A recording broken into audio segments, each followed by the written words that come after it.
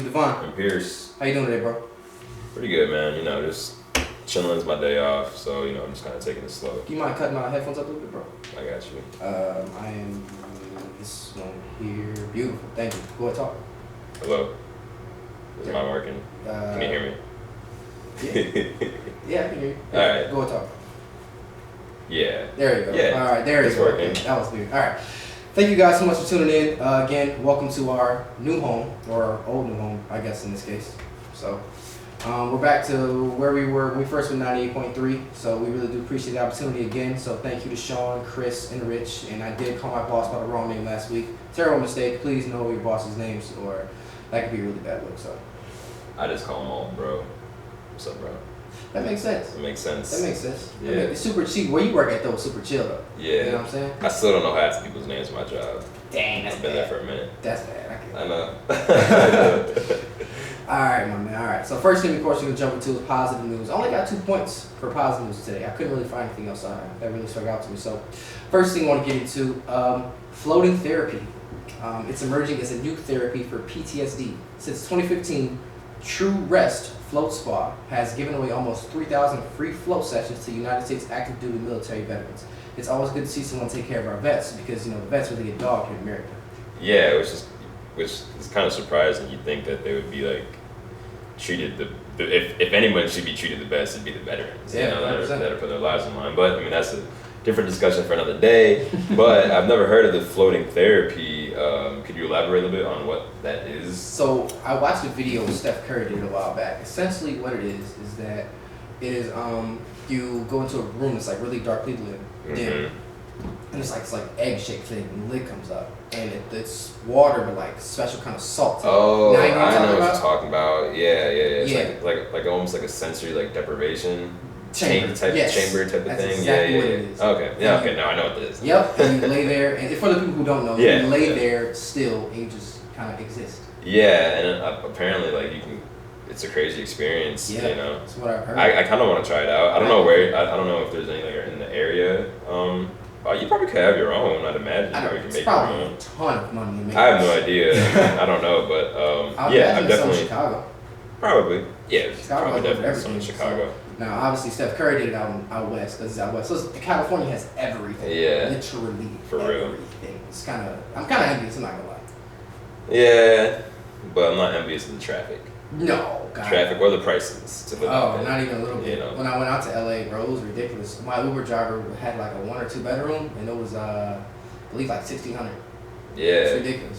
I mean it's not any better out here. I had a guy that was living in Chicago. He had a a studio. So it wasn't even a 1 or 2. It was just a studio. It was just a square. And it was $1,200. That's It was cool. $1,200 a month. That's crazy. Just living there. I'm like, yo, that's nuts. That's ridiculous, bro. That's out here or in the city? I was in Chicago.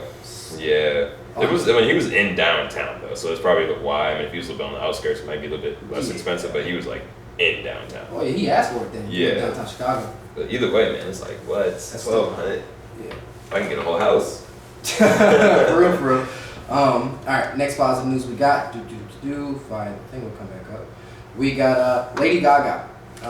She has just announced that she'll be funding dozens of classroom projects in U.S. cities that have recently fallen victim to mass shootings.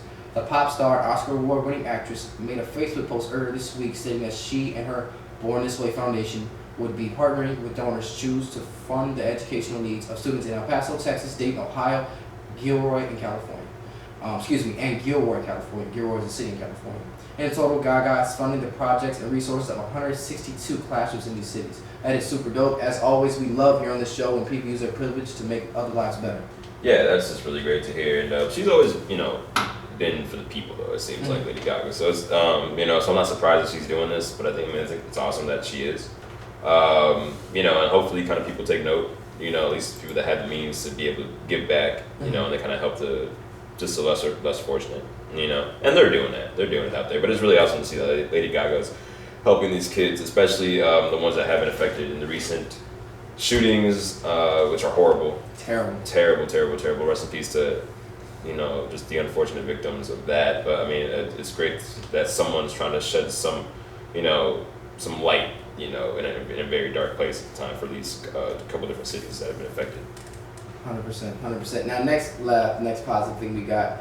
This is kind of off topic, but Wendy's spicy chicken nuggets are back. Are they? Yes, bro. They came back today, actually. Oh, nice. They're back today. And I turned 23 on Thursday, Jordan year. I suck at basketball though, so hopefully it doesn't reflect on my life. That would be bad, because if my life was like how I play basketball, I think I'd be pretty bad off. I'll be trash. I think I'd be homeless. Right? I think I'd be homeless, bro. I think I wouldn't have a car. I'd be I'd have a drug problem. No teeth. No legs. Right. For sure, man. But yeah, man, 23 is a blessed age. But yes, more importantly, than my birthday, spicy chicken nuggets are back. So yeah. Yeah, I'm actually might go back to Wendy's now. Yeah. I haven't had Wendy's in a minute. Let me a lot of you. I had it. Me and my boy, shout out to Vontrell. He actually put me on a nugget platter because I picked him. He knows I'm on a diet too, so he felt bad. Yeah. This was like a month and a half ago. We went and let me stop. This was like 3 weeks ago. Okay.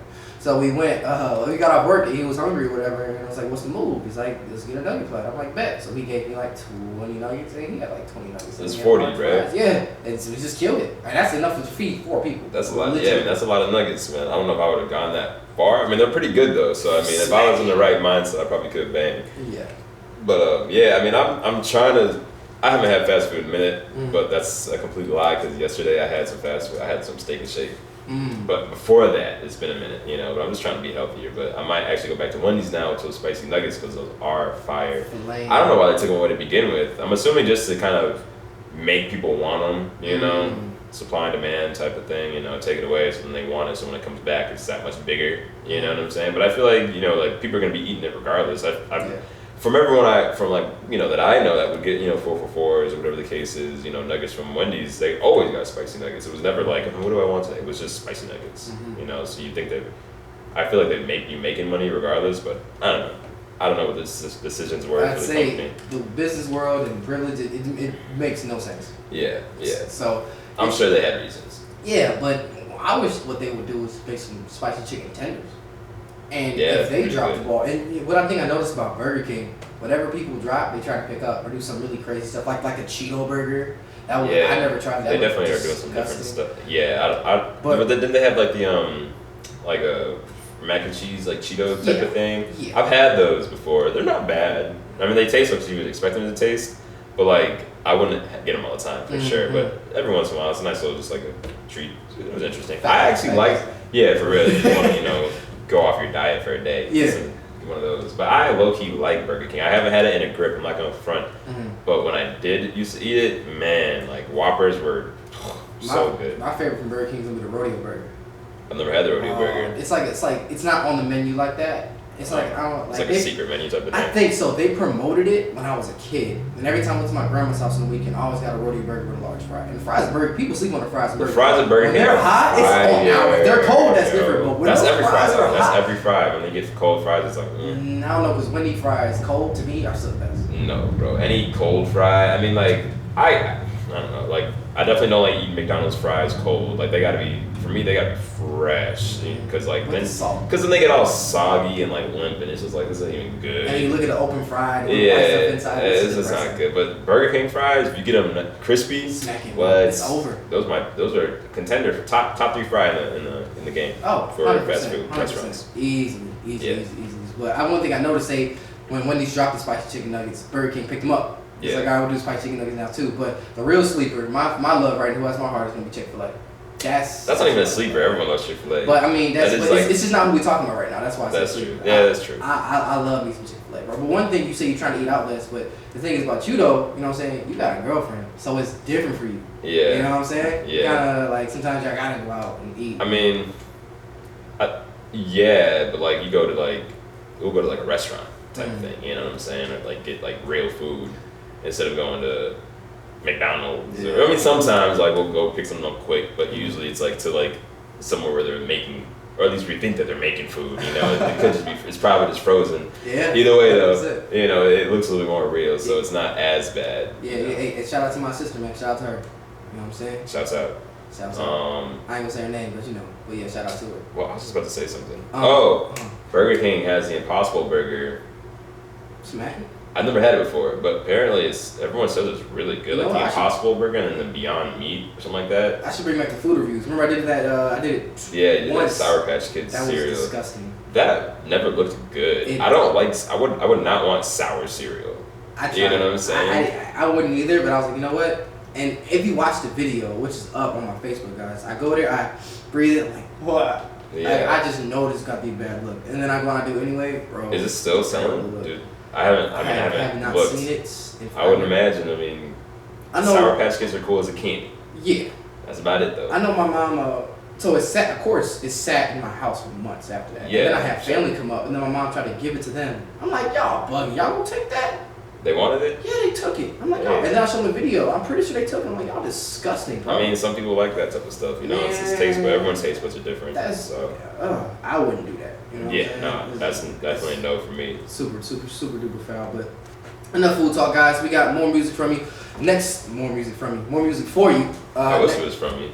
Huh? I wish it was from me. I know, right? I'm trying to start. I want to make music, you know, but like not even like trying to be like a professional because I don't think. You just want to check off your bucket list. I just want to make something. You know what I'm saying? I got an idea. I'm gonna tell you when we get off air. I just thought of, and it's so dope. Yeah, let me know. It's so dope. All right, we got Costa Rica by request of Pierce, kind of sort of. Back to 101.5 WLCB ISD here in Round Lake Hilltoy, broadcasting out of Slade's Corner, Wisconsin. Here with Devonn and Pierce. We just played Costa Rica by Dreamville. The song you just heard, us fading out, was 1993 by Dreamville as well. That's a good song. It is smacking. And if you guys watch a documentary of it, you'll understand how dope it is. Like, just the amount of things that go in behind making music. When you're creative, you appreciate the little things. Yeah. Seeing things behind the scenes, how things are made, that's what makes things really dope. We get this finished product, these amazing beats and verses and blends, but a lot of times rappers in the studios, like, it's a lot different. It's like putting together it's not just like some rappers can just go one take and kill it, but a lot of times it's, they'll go and then this sounds better and they chop it up. So it's just cool to see the process of them making a song and the final product, and you're like, all that work came was done for this, and it's awesome to see it. It's just awesome to see work pay off, basically. 100%. All right, guys, we got a new segment, and this is our first time doing it. And we've been trying to do it for 3 weeks now. 3 weeks. It's been a hot minute. And so I brought up the idea a while ago, but lack of follow through. We're trying to change that. Now we're gonna do it. And are you good to do it? Yeah. All right. Our new segment is called Artist Highlight. We gotta find a catchy name for it. If you find a catchy name, let us know. I think you came with a name for it, didn't you? Yeah, I forgot what it was. Okay, cool. We were talking about it, I forgot. Yeah, all right. So pretty much what we're gonna do is we all know our main big artists: Kanye, Drake, Cole, Kendrick, Black and Men. We're taking this time to highlight artists that may not be as popping or are popping, that we want to make sure that we educate you guys on. Because our job as a medium in between the music, in between you guys, the listeners who may not be music heads like us, to let you guys shed some light on people we think are super dope so you guys can learn about it. It's going to be alternated. Pierce will do one, I'll do one, and it's going to alternate on weeks, but first thing we got is Pierce. And go ahead, young man. All right, so our first artist of the Artist Highlight segment is Larry June. Sock it to me. We've mentioned him before a couple different times, but I do remember. I think I put you onto him. You played did. some, and I mean he's cool. I mean he was born in San Francisco, and he kind of moved back and forth from Atlanta to San Francisco.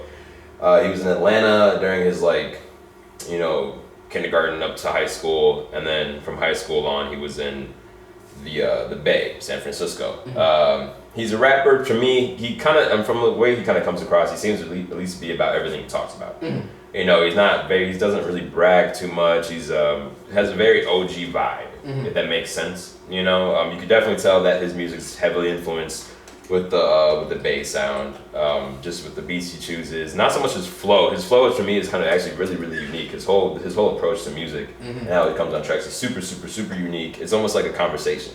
It's not even like he's rapping, like he's just talking, but it sounds really cool. You know what I'm saying? And one thing I actually do really enjoy, all the ad-libs that you hear in the songs, he actually uses in like real life. And if you ever watch his interviews, like he puts them in there, and it's so flawless. I'm like, wow. But it's one thing that I actually do like about him is that he actually promotes a pretty healthy lifestyle. He does smoke. He just recently started drinking alcohol because he used to play. And he just recently started smoking too, because he used to play basketball in high school, and he was actually trying to go do things with that, so he couldn't do any things like that, So he just recently started doing all that. But he promotes, healthy lifestyle, whole foods, orange juice. Like that's his whole thing is oranges and orange juice and just being healthy. So that's really nice. Health made effort. Yeah, exactly, literally. So I mean, I think that's really nice. I also really enjoy how he, excuse me. I was gonna say, he doesn't. He's not really about like social media. Like he has social media, but he doesn't post to flex on there all the time. Like he's just having fun. He's just living his life. He doesn't concern himself with a bunch of just BS and just like politics and back and forth with other rappers. Like he's just doing his thing, and it's just a really cool vibe, and it's just really nice, chill to listen to. Some rappers that he kind of works with is Currency. He works with a lot of sorry, got some in my eye here. Post Malone, Cousin Stiz, OG Macko, Asher Roth. He has a couple different songs with him. He's really good friends with OG Macko. I don't know if you guys remember him from 12 Bricks when that was popular back in 2016, I think. Yeah. So he's really big friends with them, doing a lot of projects. He actually just really started rapping in 2015, so just 4 years ago. And in 2015 he dropped 7 tapes. 7 tapes in 1 year. Working. That's what I'm saying. Working, just constant, just drop. And I'm not gonna lie, a lot of them are pretty fire, to me at least. But I just want to go over a couple different albums he has. Some of the albums he's dropped recently are Sock It To Me 2, Very Peaceful, Early Bird, The Port of San Francisco, and Mr. Midnight. Some mixtapes being hashtag Good Job Larry, Sock It To Me, 4 Deep, No Sleep, and Trap Larry. And then some of my top songs from him, none of these are clean, so if you're looking for clean songs, I'm sorry, you're not going to get it from him. Unfortunately, because we would definitely play them if they were, but none of them are. Some of the top songs for me, though, are Glock 40, Master Manipulator, and Jug One Time. All of those songs go crazy, crazy hard. Like, they're always on repeat for me. I can never get tired of them.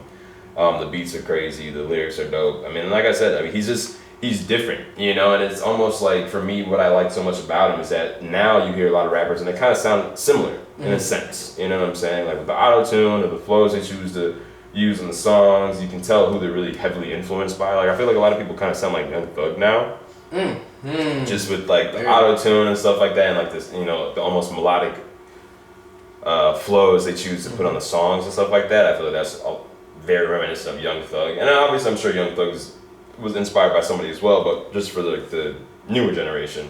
And here, I mean, when you hear him on a song, it's him. You don't doubt it at all. It's like, oh yeah, that's Larry. You know what I'm saying? It's such a unique sound when coming into hip hop, but it's so unique, but it's so organic at the same time. It's just nice. It's nice to see that. It's like a breath of fresh air almost when it comes to hip hop. Hearing something like that. So that is the first artist highlight of the week. Larry June, check him out. He is super, super, super dope. He's dropped a couple albums this year, I believe, as well. So definitely check those out. Check out the songs I was talking about. You're definitely gonna enjoy them for sure. Now, good job, by the way. Oh, thank you. I think that might have been the longest. No, I was gonna say the longest you talked on air without break, but nah, because we talking about some crazy stuff. Anyway, you did a super dope job. What I like about Larry, like you said, is his flow, his cadence. He really just be chilling, and it sounds like he's just chilling. And exactly. Here's the thing with rap music. There's a balance, and I had to learn this. Some rappers have to talk about substance and they sound great. Some rappers need substance, or they will talk about substance and sound dope. He really don't talk about anything, but it sounds dope, and that's the real talent. The fact that you just sound dope. People forget music. Sometimes I feel like you have to say something. You don't have to say anything as long as you sound if it sounds good. That's all that matters. If you listen to a lot of like Young Thug's music, he may not be talking about anything of deep substance, but he sounds amazing. You know what I'm saying? That's one reason why I like Smino. Yeah. Smino talks about stuff, and he sounds super amazing. Yeah. So I think there's a balance between that. But Larry June, my favorite Larry June song is probably going to be Orange Pineapple. And it's interesting, usually the way I am music, because everyone's different, when an artist drops track, like project after project after project, I get annoyed when they drop so many projects. Yeah. But the thing is with Larry, he drop it and he sounds the same, and I like it personally. Usually I like my artists to evolve, but sometimes think about it. We all have our favorite meal, and we're going to eat that meal probably the rest of our life. The taste is going to change, but we enjoy that meal so much, we're going to do it. Exactly. You know what I'm saying? I feel like it's the same thing with certain artists, and that's how I feel about Larry June. Yeah. One thing I do like about Larry June is that he kind of has different vibes. Like, he definitely like for example, I think it was one of the mixtapes Trap Larry, or one of the mixtapes where I was with Trap Larry, and on that, like he definitely has a lot more of a trappy sound, like like the newer sound with the 808s and all that stuff. But then he also has such a smooth sound as well on a couple different albums and mixtapes where it's just like you can put it on and kick back, you know, and just chill, no shoes on, you know, feet up, chilling, looking at the beach. Yeah. You know what I'm saying? So like he definitely has different sounds, but like I said, it may sound a little different, but it's always him. If that makes sense, you feel me? So like that's what I just really like enjoy when listening to Larry June's music. And like I said, he's a cool dude, you know, like he doesn't really talk about much. He says he just raps about his life. He just raps about what he's doing. And it's interesting, as we go into the break, one last thing I'll say is that when you live your truth and you live what's about you, you end up profiting off of that. Larry June, a lot of his music is about juice. Yeah. And he actually has a sponsorship with Tampico, I think, somebody like that. Yeah, he's trying to get his own like whole juicing thing going on. But yeah, man, it's just kind of funny. Like you think it's just a gimmick, like a joke when he's talking about that, but then you realize like, oh no, he's really about that whole healthy, Whole Foods type of lifestyle, which is cool because you don't really hear rappers talk about that. Usually it's like lean, this, and that, you know. For sure. All right, guys, we're going to do a break. We will be right back. Thank you so much. Back to 105 WLCB. You are here on the air with Devonn and Pierce, even though he's currently fixing something. Yo, whatever you do, just don't unplug anything. Oh, I think that worked. Yeah, that worked. Cool, perfect. So, yeah, that'd be horrible. That would be terrible to plug something. It's like, oh, Devonn, what happened to your show? Yeah, I got fired. So, all right, man. Next thing we got up. If you're listening, man, shout out to my boy Rob Hicks. I appreciate you, bro. That'd be a good artist for the artist highlight. Yeah, man. I mean, I for me, my focus is gonna try to be putting artists. You're just talking about artists that may not be the most well known. You know what I'm saying? So I'm just gonna not so much like underground, like super underground, where like nobody knows who they are, but like just people that are gonna come up, but you know, just people may not have heard of before. So that's gonna be my focus. You know, and it may not necessarily always be hip hop. It could be something completely different. You know? That's true. You never know. So whatever I'm feeling. You definitely gotta go do your homework when we talk about it, because we don't talk about it just anybody. Yeah. So yeah. All right. Next thing we got up, we're gonna talk about new music that came out before we get into our really heavy topics. So first thing we're gonna talk about, BJ the Chicago Kid. What did you think of his album? I liked it. I definitely liked it. I mean, I like his sound. I mean, his voice is great. I think it's super calm, super chill. It kind of fits a lot of different songs. But I thought it was a solid album. I downloaded a couple songs off of it. I'm a really big fan of it. What'd you think of it? I thought it was super smooth. This is my first time I heard BJ was on Strawberries. Really? By JID. No, I think that was the second time. And I was like, yo, who is this? And I'm like, oh, this is BJ. Yeah, on Strawberries by JID. Yeah. That's a great song. Off of DiCaprio 2. Dope song. Super dope song.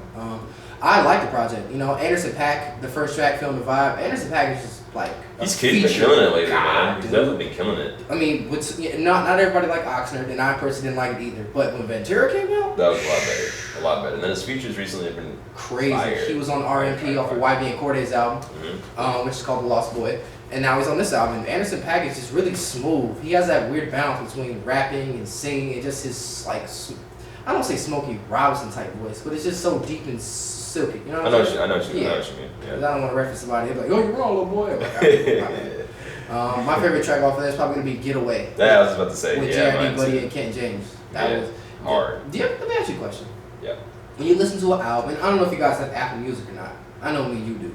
But when you listen to it, do you ever feel like if you pick the favorite song that's a star, then it's like what does it really matter? I'd be like, no, I gotta pick a different one. Nah, I mean sometimes I'm like, oh no, my favorite song is the song that they added last minute before that nobody knows about. Right. You know it. Yeah, no. I mean, you know, I don't know. It has a star next to it for a reason. Yeah. You feel me? Like they sound really good. I mean, I can't help what I like. Exactly. You feel me? You feel me? So there's plenty of songs where I just like the starred ones, and there's or plenty of albums where I just like the starred ones and don't like any other ones. Yeah.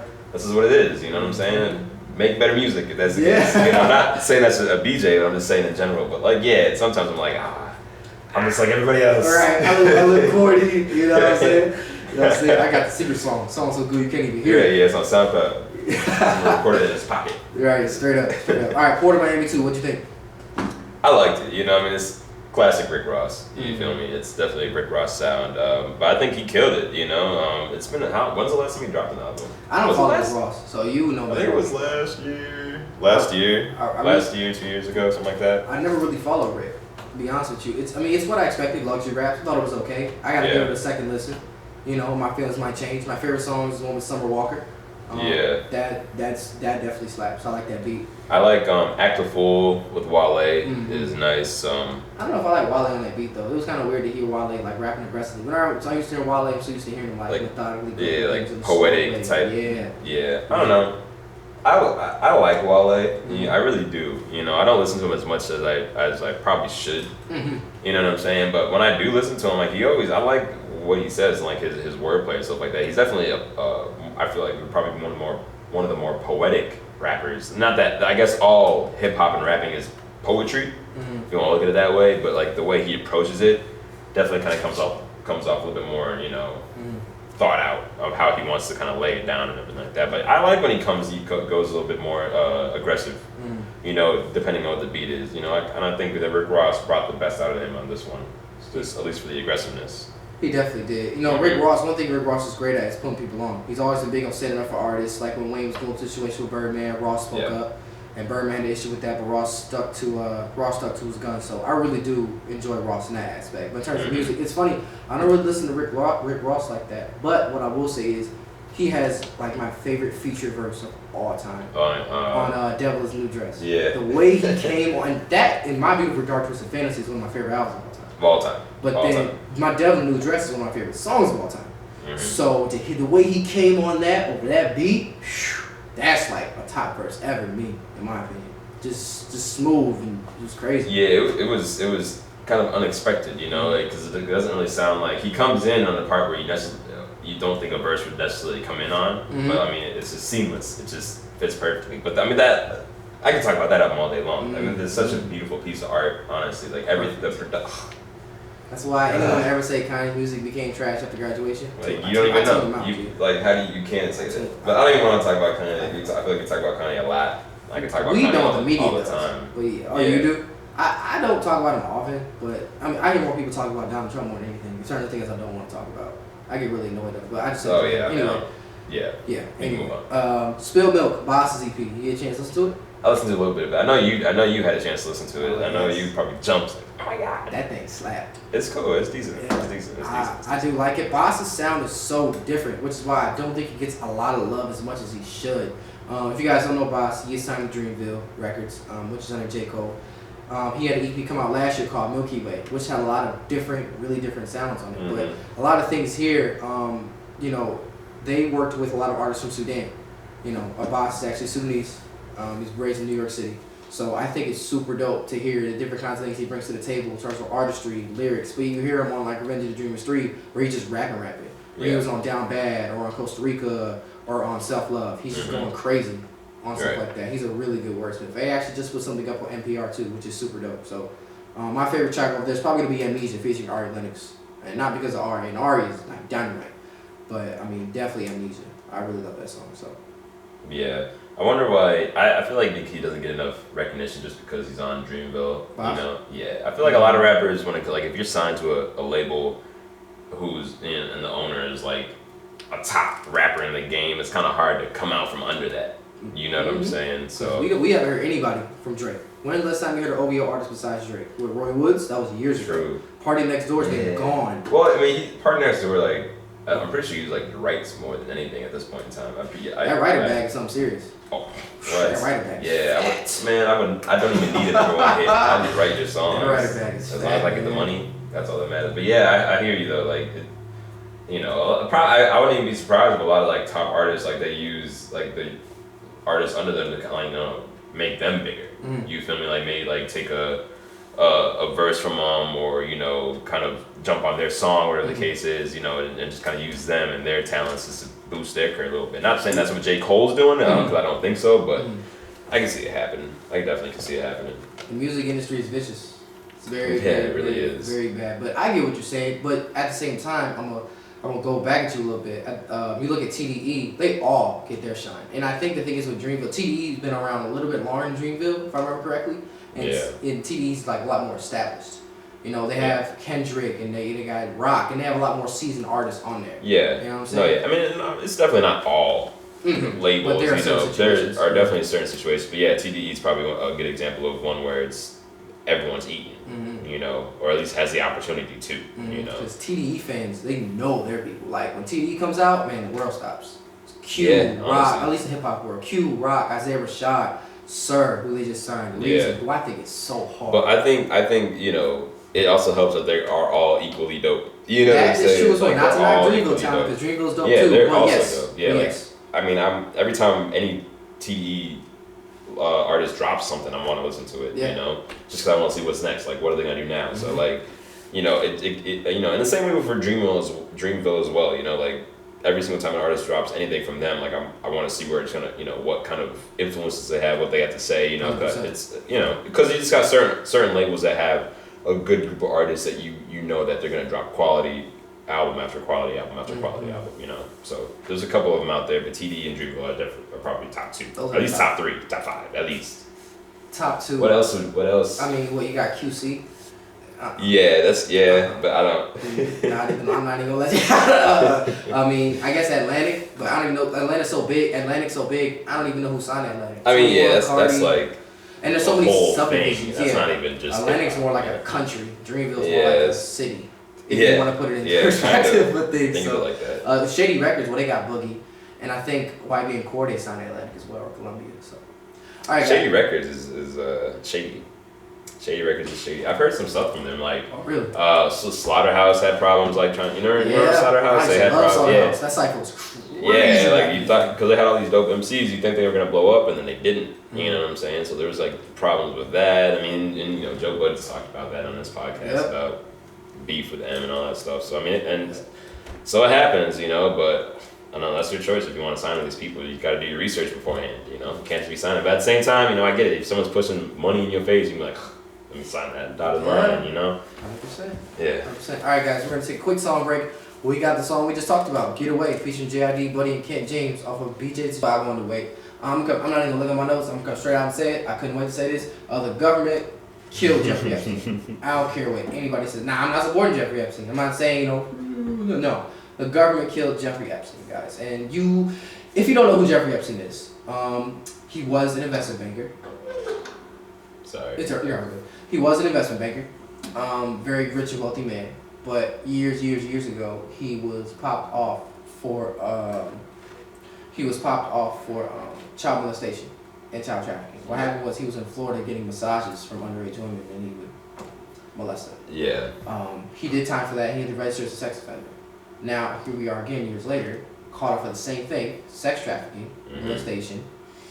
And when he was in holding, he made a suicide attempt last week. Yeah. They had him on suicide watch. Yeah. They took him off suicide watch. Yeah. And all of a sudden, then he ends up dead. Yeah. Makes no sense. Yeah, I mean, I'm not gonna say that the government did it because it's not definitive yet. You know, these aren't facts. Mm-hmm. You know, I don't know. I do think it's a little fishy what happened, honestly. You know, cause clearly he had a lot of info on a lot of powerful people. Yes. His date for court was the same day he died. Yeah, so I'm sure there are some people that are a little relieved that he's deceased. Sickos, all. Honestly, yeah, it's really disgusting what they're trying to cover up, if they are trying to cover up anything. But either way, I'm not surprised that he's dead. I'm gonna be real with you. You know, I was just kind of waiting on it, whether it was him committing suicide or him committing suicide. I'm doing air quotes for everyone who can't see me right now. You know, but you know, this happens whenever, you know, you got a lot of powerful people that can possibly get in trouble with something. You know, they're gonna do whatever they can to keep that a secret. To keep it a secret. And people take money, man. You know, like you'd be surprised, you know, how much money they're willing to give people to let things slide. You know what I'm saying? And it's probably a lot more money. It's either a lot of money or it's probably not as much as we think, and that's even more sad. You know, like that, or it's power. My friend Alexa was explaining to me it's a thing of power, and I was listening to a podcast. This is a very interesting podcast I said a while ago. The thing is with like pedophilia, it's like it's not so. I mean, obviously, you know, it's disgusting to be attracted to kids and, you know, all that kind of stuff and those same things. But one thing, maybe it's a matter of just control. Probably. Of psychological just dominance. I'd imagine. Control, power. It's the same thing. It makes sense because all that kind of falls into one when you include the fact that these people are trying to hide this big, powerful ring. Like, what is there? There's something there that's obviously hiding. And Yeah. something powerful with the things that work that goes on. It's really weird. Mm-hmm. Yeah. I mean, this thing, it definitely goes deeper than probably most people think. Like, this is a global thing. It's You got a lot of powerful people in charge, you know, and they're all in cahoots, you know, and like, you know, I don't know the details, but I guess they're, you know, just probably trading people and just doing this gross thing, rituals, and just, I mean, things you probably couldn't even think about, you know, imagine that they're just doing just these things, you know, and I always wondered, like, how is it do these people grow up like this, or is it once you get to a certain level of power and wealth, is it like when does that happen? Like when does it change to where you're like, no, I'm cool, to like, yeah, you know, like, let's get it, you know, type thing. It's weird. It's like to where they say, yeah, I'm being charged of this trafficking ring type thing. I don't know, man. Weird. I mean, there's probably that, you know, people probably get dirt on people, and they're like, listen, like, you don't have to do this, but then, you know, I'll just release this, and now you're gonna go, you know, so it's probably blackmail at the end of the day. That's, you know, the worst thing ever. I couldn't imagine. I could not imagine, honestly. I mean, I'd rather somebody cut my hand off than hold back my whole life for one piece of information about me. I mean, they're not holding back your life. You're still making millions and doing your thing, but it's just, it's just really gross, man. It's just hard. It's honestly hard to even talk about. It's hard to talk about because you just start thinking about what happened to these children, and then you start thinking about like all these children, especially young girls that just go missing and are never found.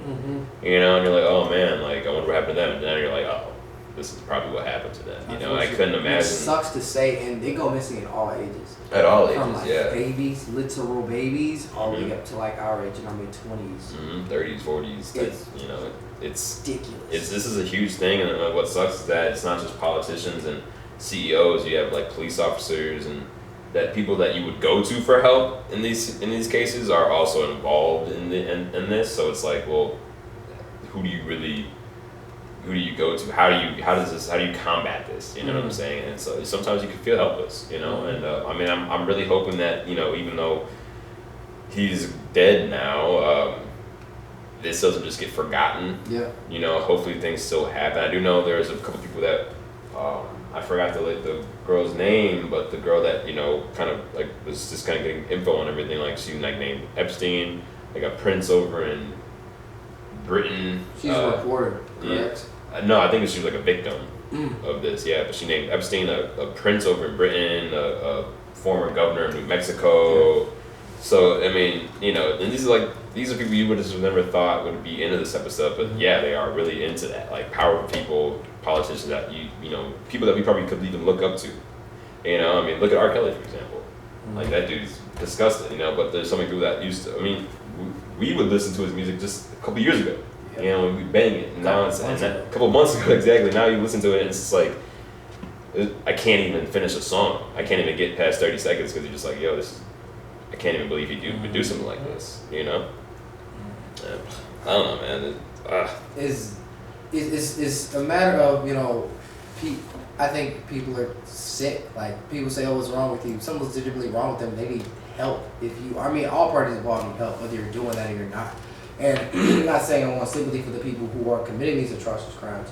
I'm saying I think they need help because something's mentally wrong with them. I don't know if something happened to them as a kid because sometimes hurt people. That does happen. That happened, R. Kelly, for example. Yeah, which isn't fair, you know, and it's not an excuse. But there's you know. It's definitely not an excuse, but it happens. Yeah, and it's not really their fault. It's just a cycle at that point, you know. It's ridiculous. And it probably happened to the people that did it to them, and you know, goes way back. It hurts. It sucks, and you know, it takes a lot to stop a cycle of hatred and violence, just discussions and stuff like that. Even anything. So, you know, I think that I pray for everybody involved, just so they can all become better people at the end of the day. So people can make the way for. I remember my second or third show on air. This is before you came on. I talked about sex trafficking. There's one young lady told her testimony to CNN about how she was like raped by over 30 or 40 guys. I think it was in like the hundreds. And she got picked up. She was like 12. Was forced to have sex like every day, just like a vending machine, bro. And it's just like it's sad. She had a kid, but then the guy kept the kid and forced her to continue to do what she was doing and have sex. Yeah. And she finally got out. It's like, yo, what, bro? It is just absolutely hurt, like ridiculous. Yeah. I have no sympathy. You know, I think this one. I get it. We all make mistakes. This is heinous stuff. This is beyond a mistake. This is just pure down evil. I hope that whoever is involved in this, they all get brought to justice. No matter how powerful you are, no matter who you are, how much money you make, I don't care. I hope you get brought to justice, man. I hope so too. I'm just hoping that, you know, the judges aren't also involved, and the police officers aren't also involved. This is crazy. This is crazy to me. Like, I think I see all this stuff. You know, we see all this crazy stuff in the news, and now I understand why parents are so crazy about their kids. Like, I couldn't. If you guys know me on a personal level, I'm very overprotective over like everything. Like, I text on people all the time, telling them, "You good? I'm proud of you." Like the band. I couldn't imagine having a daughter at all. No, I wouldn't let her. Maybe I need to. I'm definitely already have kids now. Because if I had a daughter now, I would be tripping, bro. Not at all, yeah. Matter of fact, funny story. So Alexa was telling me one time she snuck in her house late. It was like 3 o'clock in the morning. She didn't say it was her, and her dad was like blasting. Yeah, I mean, yeah. I can't blame her. You know what I'm saying? I can't blame her. Happened. It's just what happened. So it's like he didn't actually shoot her, but he was, he said I was going to. He was ready for it. You know what I'm saying? And I can't blame the man. I'd be on the same way, and I guess it's even the same way with black men. You know, and I don't mean to change the topic of it to bring it back to a race thing, but now I understand like moms and dads are so tight over their black kids as well as their daughters as well. All their kids really. Yeah. Now I get the extra precaution because targets, bro. Yeah, it really happens. Black people and women are targets out here, and it's crazy to think about. Like, I cannot fathom actually having a daughter. You know, we live in the suburbs. It can happen anywhere, though. Yeah. Anywhere.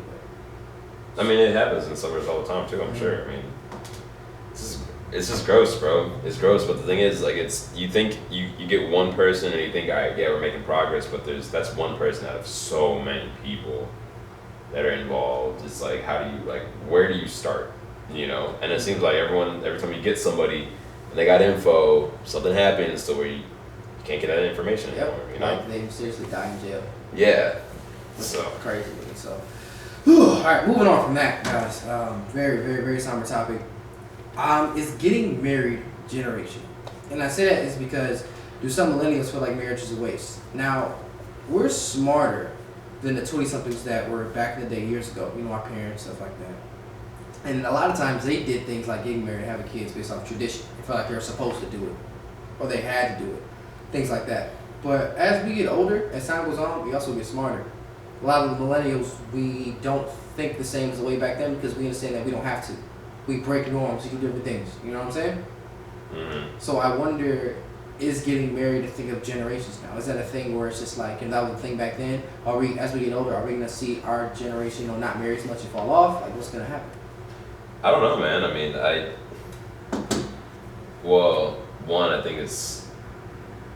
don't think people are really at this day and age, especially with this generation and how like just kind of like the world is right now. Mm-hmm. It's probably not the easiest thing to get the money for that. Yeah. You know, marriage is not cheap. I don't know, man. Yeah, but I definitely have heard that marriage is kind of going down. Mm-hmm. But at the same time, like, marriage doesn't. You don't need to be married to someone to prove that you love them or that you know you're gonna be there for them forever. Like, marriage is literally just a piece of paper and a ring. And this is exactly what I was saying. We're a lot smarter than what they were back then. Back then, you felt like you had to get married. You don't have to do anything. You really don't. And I know some people still want to, and I mean, I'm not saying I won't. I probably will at some point, maybe, I don't know, whenever that time comes. But I know a lot of people probably, feel it's just like, it's the next step, you graduate high school, go to college, get a job, get married, have a family, get a house, then it's just, those are the milestones of life, and you want to hit that. So I'm sure some people just probably don't even love the person that they're with, or they may love them, but they might not necessarily want to be with them for the rest of their life, but they're just like, well, this is the next step, and where do we go from here? This is the next step. We gotta get married now, and then they realize, like, oh, this is not what I wanted. You know what I'm saying? Or again, like, it's just not that important. Like, marriage doesn't prove anything to anybody. I mean, is it something like 50% of marriages end in divorce? I don't know. I don't know if that statistic is accurate or not, but that's just what's been thrown around. Either way, if it's not 50%, I do know a good amount of them do end in divorce. So marriage, it clearly isn't just, cemented, and like we're never breaking up, nothing like that. Like, things happen and like people change, people grow apart, like that. It's just natural, that happens, But But yeah, like that's just not something that you need, for me at least, to prove that you love someone and want to be with them forever. Like you can still have a family, you can still get a house, you can still do everything that a married couple would do, and you don't have to be married. Do you feel me? Mm-hmm. Yeah, I don't know. But yeah, I don't know. I 100% agree with you. I was actually talking with my therapist today, right? And I came up with a stare right on the spot, right? So he and his wife have been together for 34 years. Nuts. Nice. Beautiful. Absolutely awesome. amazing. My theory was that it hit me right when he was talking. Back then, to be in a relationship with a girl or a relationship with anybody, you had to go see that person. Yeah. You had to go talk to him. You had to go get out of your car, hit him on the cell phone, the home phone. Yeah. The thing that turns around in circles and whatnot. Yeah. You had to go do that. You had to go see that person and actually spend concrete time with that person. Mm-hmm. And they had less distraction than we have now. So I feel like their priorities and what's important to them is completely different. We, on the other hand, got phones. We have so much other stuff to really kind of cram and get in the way. You know what I'm saying? They didn't have much that really got in the way. They sat there, they focused on each other, and they had to go be around each other. Here on the phone, if we're texting a girl or a guy, whatever, and you don't like what they say, you can just stop talking to them. You can just ghost them. And I'm sure you could. That was probably easier back then to do that than now. It probably was, but I think that technology and the things that are priority and the amount of things that take place in the dynamic of building a relationship with somebody has changed so much from back then up until now. Yeah. And that's why we see them do it for 31 years. Like, yo, how do you do it? It seems so foreign to us. One, because we're in our 20s, obviously. But two, it's just there's so much other stuff going around. We hear so many different stories and things like that. It's crazy, isn't it? Yeah. I definitely think, I don't know if it was easier back then. Possibly it was, you know. I mean, I guess I could talk to people, married couples, to see how it was. Mm-hmm. But I also think that it's a lot. It takes a lot more to get a stable life nowadays. You know, it takes a lot more money, you know, a lot more education, a lot more just everything to have a stable life. And I'm sure most people are like, listen, like, yeah, I'd love to be married right now, but I'm focused on, you know, getting somewhere to live. You know what I'm saying? I'm focused on trying to pay my student loans. I'm focused, you know what I'm saying? Like, there's other things that we have to pay for that and deal with just to have the stability to get married, you know, that those people back in the day just didn't have to deal with, you know, where it was just a lot easier to pay for certain things or to kind of get over certain things. But now it's, I mean, there's so much stress on our generation's lives, and I can only imagine the generations after us, you know, it's like how much you have, everything's a competition. You got to be smarter than the next person. You got to get better grades than the next person. You got to get the better school, you know, so you can get the better job, and everything's a competition. So you're so focused on that and just trying to not be a failure in life, whatever that is to you, you know. And it's obviously success is different to everybody, you know. But in society, like, you know, everyone's competing for the same thing, for the limited amount of jobs that they have, you know. So if you're focused on that and just trying to do that and figure that out, marriage is probably like the last thing on your mind. You know what I'm saying? So yeah, I mean, I can see how marriage isn't as popular nowadays because, yeah, like, oh yeah, I'd love to be married, but, you know, there's just other things that are more important to me right now. You know, I'm just trying to survive, you feel me? So I'm sure that plays a big role in it too, just the difference in how our lives are now at this day and age, you know? Yeah, I wholeheartedly agree. You know, I look at myself now, I'm trying to build a brand. I'm trying to build myself up. I can't give myself to somebody if I don't even know what I'm giving. You know what I'm saying? I got a lot to figure out before I don't even know a relationship at this point, bar hold a marriage. You know, I would love to be married one day, but it's always, like I said, we're the generation of questioning. You know, we're smarter now than we are ever. I guess every generation say that. But, you know. But we got a lot of we got a lot of info right in our hands. Like literally, like, I could look anything up on my phone right now. You know, they weren't able to do that back in the day. They lived life through experience back in the day. Whereas I could look at my phone about something, like, for example, no, that's a bad example, because everyone knows how to do crack. Okay, that was a bad example. You do crack? No, I don't do crack. But I was saying, like, say, you know, oh my God, I don't know anything about crack. And you go look it up on your phone, crack is bad. But they had that back then too. It was a dumb point. It was a dumb point. That's why I stopped. Oh man. It was a terrible point. But what I'm saying is that, you know, because we're so much smarter than ever, we're like cautious too. We understand that money, we don't want a lot of financial burdens. We realize like buying a house actually can be a terrible idea, especially if you're not ready. How south that can go for you. Terrible. You know, versus getting an apartment or just renting. Mm-hmm. You know, we do things that are outside the norm a lot. So, you know, we're definitely a different generation. That's I mean, I don't even think it's. I'm sorry for cutting you off, but like, I don't even think it's the norm. I just think it's everything that, you know, our parents did for, you know, and their parents did. It was just tradition. That's just what you did. You know, that's just what you did. You know, now it's like, because we're just doing different things, like everyone's like, oh, you know, like millennials are ruining this, and you know, they you know, millennials aren't getting married, and this and that, blah blah blah. It's just like we're just not doing the same things anymore. Like there's just other things that we feel are more important, or we've realized, you know, that certain things that we thought were important when we were younger, you know, looking at our parents, aren't as important, you know, or there's just certain things that we are focused on now over marriage, you know. And yes, I mean, I'm sure there's plenty of people that are trying to just focus on them and get to where they want to go in life and reach their goals, to where they probably can't even really make a 100% commitment to another person, just because it's like, yeah, I'd love to spend time with you, but if I'm spending time with you, that means I'm not working. That's less time I could, you know, I'd have to work on my craft, work on this. Yeah. You feel me? So then it's like, okay, well now I gotta make a decision. Do I go out to eat, you know, and then go watch a movie, or do I go home and study, or do I go home and work on, you know, this or that, or edit, or, you know, whatever you're doing. You know what I'm saying? So it's like, what's just more important to you at that point in your life? You feel me? Straight up, guys. Straight up. A good point, bro. All right, we got Summer Rain. Katy Perry was sued for taking a song, and we see this quite often. I want to bring a point, talk about this, talk about creative, what it's like, and your ideas and things like that. I've never had an idea stolen, knock on wood.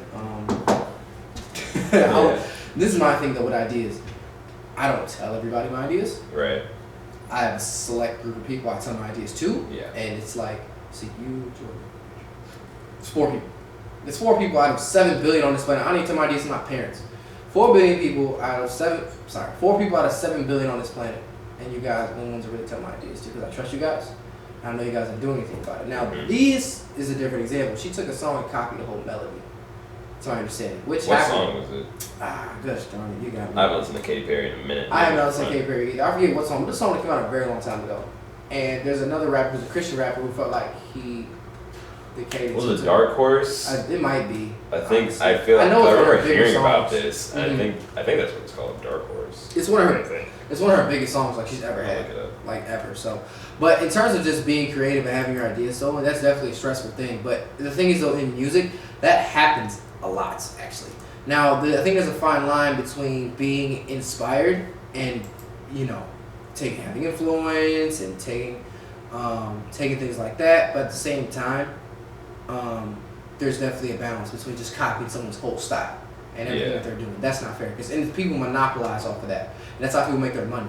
So if you're making money off of what they do, it may not be original anymore because you're doing it now. You feel me? Yeah, Dark Horse. Was it Dark Horse? Yeah. Okay. With Juicy J. Yes. Yeah. He was on that song. Yeah, Dark Horse. Yeah, that was crazy beat. Yeah, I like that song. I did like the song, but it's just interesting to kind of see. What do you think about that? I don't know. I mean, you know, I feel like it is kind of, it's not hard to be original, you know, but I feel like you got to understand that you may have an idea for something, but that there's 7 billion plus people in the world. Someone else probably has a similar idea, you know. So I guess it really depends on who does it first or who does it better. You know what? Katy Perry, Dark Horse lawsuit. Katy Perry record company owed $2.78 million for stealing the song. Oh, so they did steal the song. Oh my gosh! Yes, a jury decided on Thursday that her label stole parts of Dark Horse from a Christian rapper and collectively owe him $2.78 million. Oh my gosh! Oh wow! Okay. That is ridiculous. Never mind. What I was gonna say. What were you gonna say? I was just gonna say, you know, like, this happens. Like, she probably didn't steal the song, but now I get clearly she stole the song. And that's why I knew I put it in there, because she definitely got popped up for stealing it. Jurors, this is per USA Today. Jurors decided Thursday that Katy Perry, her collaborators, and her record label owe the writers of a Christian rap song $2.78 million for stealing elements of a 2009 song, Joyful Noise, for Perry's 2013 hit Dark Horse. After more than a week of testimony in federal court in Los Angeles, the jurors in the copyright case decided Christian rapper Marcus Gray should get over $550,000 from Perry, with her Capitol record label responsible for the majority of the $2.78 million. What's the guy's name? His name is Marcus Gray. I've never heard of him. You may have heard of him now. I'm not saying his song wasn't that good. I don't listen to Christian rap. Maybe he's like a Christian rap Jay-Z or something like that. But I've never heard of him. That is absolutely ridiculous. I'm going to keep reading.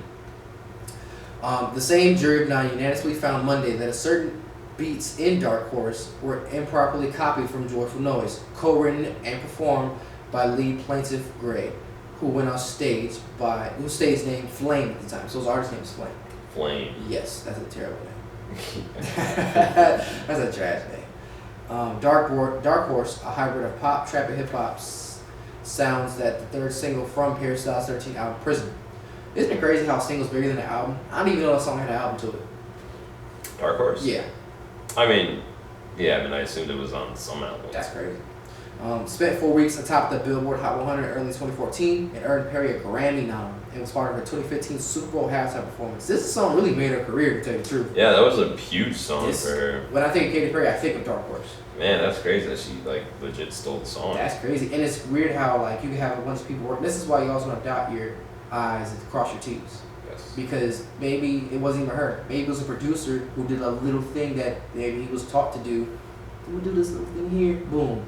I never got caught for it before. You do that one little thing, that one little act that's wrong, and then now you just ruined everything. 6 years later, it comes back to bite you. Yeah, that's crazy. That is crazy. But I mean, I know it's happened plenty of times before. Yes. Plenty of times before. That's why there's also like a lot of songs that like never get released on like Apple Music or Spotify because like the sample will never clear. So like it could be like a mixtape, but you're like, oh man, they should put this on whatever. But it's like because the sample will never clear, so you can't do that because that technically be stealing that. That was sorry to cut you off. No, you're good. Remember Color Book came out and Chance the Rapper had grown a kid with Mick Jenkins and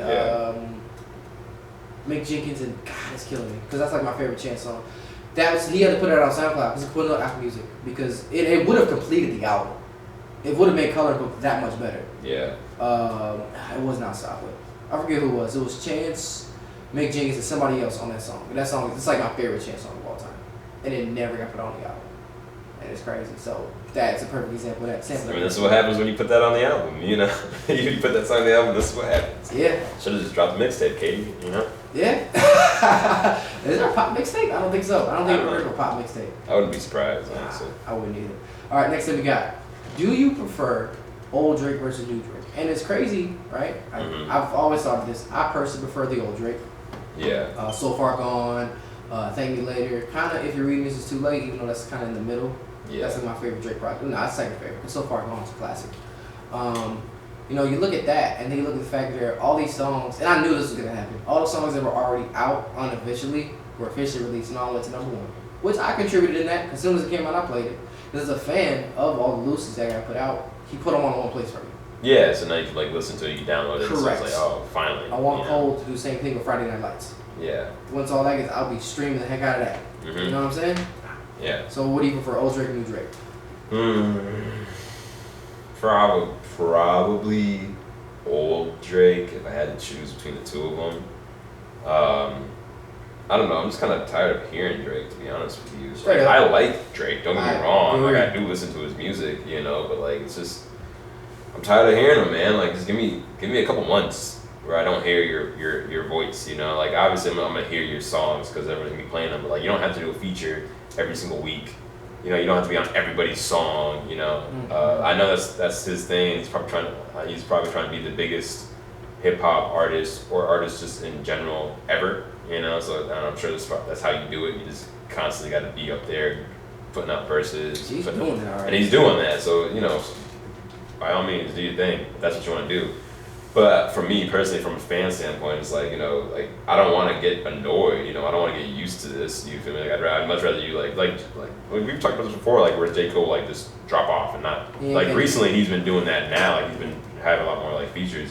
But like he'll you won't hear from him for like a year, and all of a sudden boom, dropped an album and it's cold, and you're like, finally, this is amazing. But like if I heard him throughout the whole year and he drops an album, I'm like, all right, well, cool, like it's not as crazy for me. So I kind of like older Drake, and plus I just like his sound better back in the day. Like I feel like I don't know, it's just he's just trying so much nowadays. Like he's just trying every different sounds, different flows. It's just like just do you.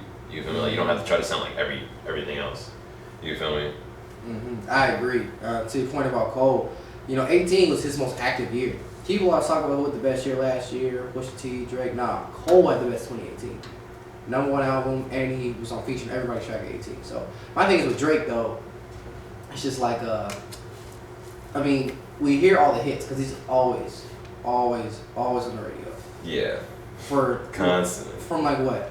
Our senior year of high school up until like last year, Hotline Bling on the radio. Yeah. It was like that. Years it was on the radio. Then before that, it was Fake Love. And then before that, I forget the song before that. The dude's been on the radio, screaming in our faces nonstop for the years. Yeah, and for him, he's probably ecstatic, and that's awesome. I'm not hating on him whatsoever. Like, you're successful, like, get your money, my man. Yeah, do your thing. I'm just tired of all of it. I'm not saying he's not talented. Do I think he's the best rapper on the planet? No. I definitely think there are people who can rap better than Drake. But just in terms of just how much he's there, I could really use a break from Drake. A Drake break, for sure. Yeah. I would wholeheartedly agree. If you were to just, I know it sounds crazy, but pull all your songs for like however long, because you got enough money to sit on it. Pull all your songs for however long, and just kind of chill there, and just then continue to do your thing, and then come back to music. Yeah, like work on an album, you know, like just duck off and work on an album, just put all your focus on that for a year, maybe even 2, you know, and then come out with something that's great. Like, don't just, like, Drake is the only person that does this, you know, but like just where it's just every year, album, or you have 3 albums. Yeah, you got 3 albums a year, and it's like, yo, like, and then most of the songs aren't even good, you know, so it's just like, yo, like, I'd much rather you just wait and give me a quality, solid album than just give me a bunch of songs, you know, that are just super generic that I'm not gonna listen to. Mm-hmm. You feel me? And I don't know. I feel like that's kind of like how Drake's couple last albums have been. You know, like his earlier stuff, I feel like it's a lot more classic than his newer stuff. You know, I feel like most people would probably agree with me on that. I don't know. That's how I feel, but you know, I just would rather him take his time and just be like, yo, just work on it. You know, like I don't need another album from you. Like, I just got one from you. Like, just work on it. Like, I'd much rather have a great sounding classic album than just another album where you're just trying to, you know, get #1 hits, pop hits, boom, boom, boom, boom, boom, you know, getting all the hottest features and whatever the case is. Like, no, bro, like, come on. Tired of it, bro. Yeah. Try it a little bit. But he doesn't really have to at this point. Yeah, he really doesn't have to. Drake can retire right now and still be down. Because, I mean, in terms of biggest hip hop artist ever, I think he's got that. Probably. No, I don't know, but Eminem. Was Eminem international like Drake? Yeah. You don't think Eminem was? I mean, I'm not saying he wasn't. Drake? Was he international like Drake? Because Drake has pop hits. I'm pretty sure. Eminem was huge. He was huge. He had the song Huge. That's a good. I mean, when he drops albums now, they're #1 albums. Yeah, like, that's true. And people say he's trash, and he's still dropping albums. That's crazy. And they're still going #1, and he's like what 40 something. Like Eminem was huge, you know. So. But I mean, I wouldn't be surprised if Drake is the biggest, you know, or ends up being the biggest when it's all said and done. 100%. All right, next thing we got. Actually, we're going to. This is going to our next point. Bulletproof backpacks. How do you feel about that? I feel like it's kind of sad that it's gotten to this point that kids need bulletproof backpacks because of the possibility that they might get shot at school. You know. Because it shouldn't get to that point to begin with. You know, I'm sure there's other things that could be done. You know, it's not the kids' fault. You feel me? It's not the kids' fault for going to school. You know, like they shouldn't have to do that. I understand it though, because especially the way, you know, things have been going in the country right now recently. It's just kind of like. And rest in peace to everyone that lost their life. Yeah, rest in peace ridiculous. Yeah, it really is. To these crazy. Terrorists. Yeah. Because that's what they are. Honestly, they are domestic terrorists, man. They're domestic terrorists, not, oh, he's mentally ill, he was disturbed as a child. Nah, dude is a terrorist. Yeah. Real life. Don't give them that pass. Like, the media likes to give them passes because they're white. No, that's not it. And no, we're not racist here. We're just being honest. They're terrorists. Let it be anyone of color, brown, black, whomever. They would call them a terrorist right away. These men are terrorists. Yeah. Sorry for that. You're good. But yeah, no, I just think it shouldn't have never gotten to this point. It's really sad that we're sending our kids off like this, you know. Like, don't get shot today. You know what I'm saying? Like, Right. what kind of message is sent to them? Like, Yeah. they're probably, I'm sure there's plenty of kids that are scared to even go into school. It's like, I'm not trying to do that. Like, imagine if when we were in high school and then like that happened to like Waukegan, you know, like I would not want to go to school in Zion like the next day. Like, yo, like that just happened down the street. Like, I'm not trying to go to school and have that happen here. You never know. You feel me? So I'd imagine these kids are probably just terrified at this point. Like, and what do they do? Like, what do you do other than put on a bulletproof backpack? Sad. You know? It's super sad. Yeah. Next thing we got, guys, we're gonna play a Daniel Caesar song, "Beauty and Essex," featuring the Free Nationals, which is Anderson .Paak's band. I don't know the rest of the itinerary. I believe the next thing we were gonna talk about is Carmelo Anthony, and that is, why is he not in the NBA? Why do you think? Man. Probably, I don't know. This is rough. To be honest, It's crazy. It doesn't make sense. You think that I feel like he could definitely still play in the NBA. Dude's a bucket. Everyone knows he can still play in the NBA. Mm-hmm. There must be things going on that we just don't know about.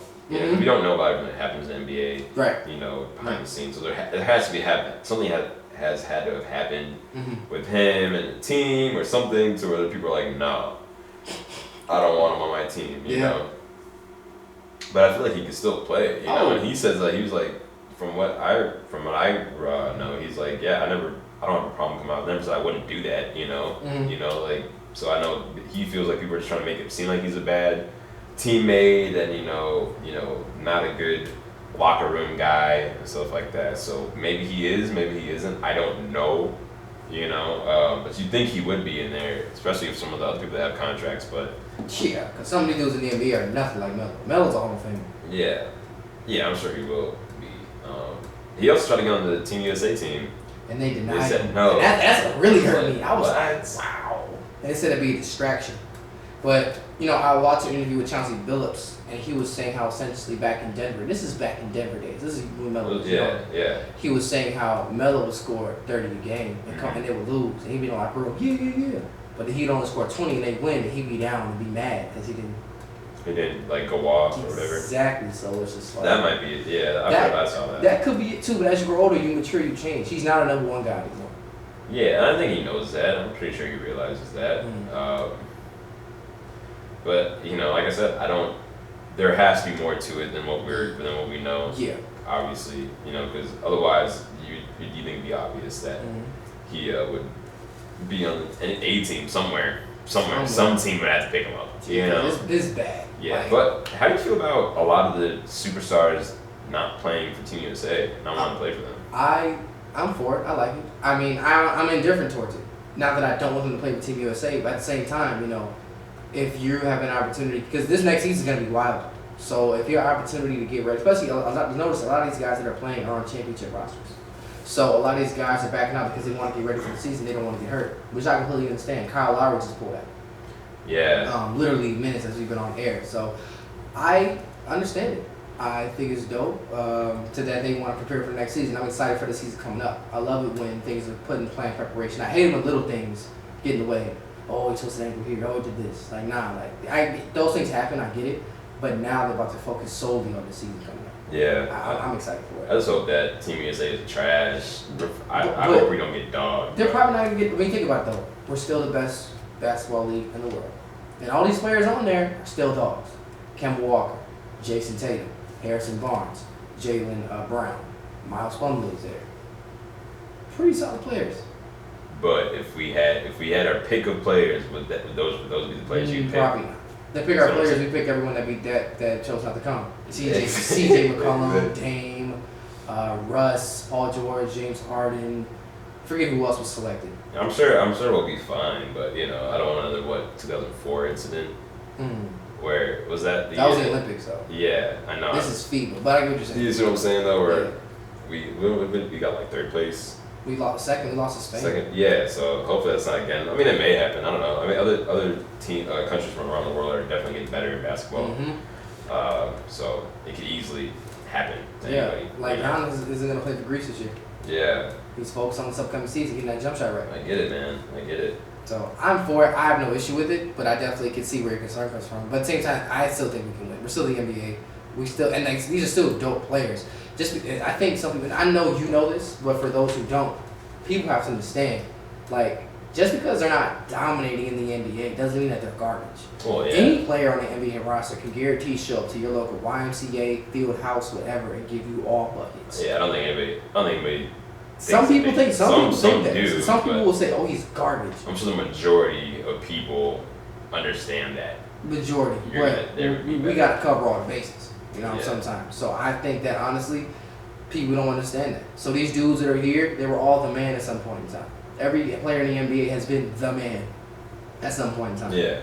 But now I really showed you how great our top 5, top 10 players are. Really top 20 if you think about it. To show how amazing they are because they're in the NBA and they're still the man. Yeah. You know? So it's crazy. This is how big this world is. These NBA players, when they go overseas, they're still going to win. I think we're still going to take the gold. I haven't been watching the other teams to see how good they are. My dad canceled our NBA TV subscription, so I'm really salty about that. I've had NBA TV in years, bro. I'm salty. I used to watch that nonstop. Remember Open Court? Yeah. That was my show. I used to watch it all the time. I love that show. You know what I'm saying? So I haven't watched it in a while, so I can't really monitor the other one, but I think it's super dope. So I'm looking forward to it. Was that everything we covered today? Yeah, I think so. Cool, solid, bro. My birthday's on Thursday, guys. You got anything planned? My plan, so I'm always gonna go. You know, I already work a full-time job. I have to prepare for this show, which is more work than my full-time job. Trying to work out more, do different things for myself. So I'm always gonna go. Rarely ever do I get to slow down and to do things that I enjoy. Things that, that makes things that I enjoy. Because as much as I edit the videos because I have to, I don't like editing at all. I'm gonna work and say I hate editing videos. I'm gonna learn to love it. I'm gonna do it, but I don't like editing videos. Yeah. Like this past video, there was so much background noise. I had to put a noise filter on, so it sounds different. I had to go on YouTube. It was terrible. It took like 2 hours. Anyway, so my plan is to just be at home and do what I want to do, which is listen to music all day. I'm behind on a lot of music from a lot of our more prominent artists. So I'm gonna chill, maybe watch a movie, sit back in my crib, listen to music. I got some people making me some food, so maybe I'll slide by them and kick it for a little bit. But I'm off Thursday, my birthday, and Friday the day after, so I'll just be kicking. Nice. Listen to music, get caught what I'm gonna do. Cool. Anyway, are you gonna give me anything? We've only been friends for the past 12 years. I just give my friendship. Just guilty. Give my friendship and a hug. 100%. It's funny. I was talking to my coworkers. They know I don't drink, and I was like, man, you trying to going on this fifth of what? This fifth of friendship. Going on this fifth of friendship for me, homie. Going on this fifth of Mott's apple juice for me, baby. That's all I want for my birthday. Martinelli's apple juice is the best apple juice I've ever had in my life. Where you get that from? I think you can get it at Mariano's. That makes sense. Or probably Whole Foods, like the nicer ones. You know it's good grape juice. It's good though. You ever had ketchup? No. Grape juice? I don't drink grape juice like that. Really? Yeah. I love it. If I have a choice, it's apple juice all day. Tomato. No. Grape juice, apple juice, whatever. Not the same. You know what I'm trying to say. I don't. I'm trying to say that differences to each other can. Shut up, people. Anyway. Just say you said it. Give me your social media, my boy. On all social medias, you can just type my name in, Pierce Anderson, and I will pop up always, every single time. You guys can find me at Devonn Overstreet on all platforms. That's Devonn with 2 N's. Start saying that, Devonn with 2 N's. YouTube at School Detention, and of course, you can find us here every Monday at our new time, 4 to 6 p.m. 4 to 6 p.m. guys. Thank you guys so much for tuning in. We will see you next week. Next week we got our boy, a boxer, Deontay Milton on the show, and I'm super excited for that. Yeah. See you guys later. Have a good one. That's a terrible video. All right, thank you guys. Have a good one. I hope it doesn't come